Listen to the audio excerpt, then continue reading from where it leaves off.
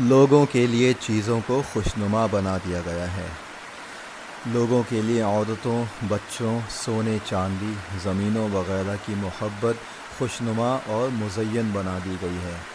یہ سب دنیا کی چند روزہ زندگی کا سامان ہے اور اللہ کے پاس بہترین ٹھکانہ ہے۔ تقوی والوں کے لیے ہمیشہ کی جنتیں ہیں جن کے نیچے نہریں بہہ رہی ہیں، اور پاکیزہ بیویاں اور اللہ کی رضامندی۔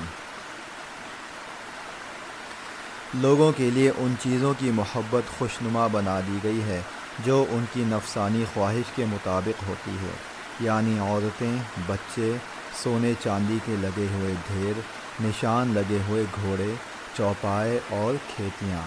یہ سب دنیوی زندگی کا سامان ہے، لیکن ابدی انجام کا حسن تو صرف اللہ کے پاس ہے۔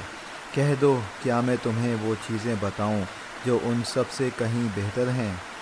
جو لوگ تقوی اختیار کرتے ہیں ان کے لیے ان کے رب کے پاس وہ باغات ہیں جن کے نیچے نہریں بہتی ہیں، جن میں وہ ہمیشہ رہیں گے، اور پاکیزہ بیویاں ہیں، اور اللہ کی طرف سے خوشنودی ہے، اور تمام بندوں کو اللہ اچھی طرح دیکھ رہا ہے۔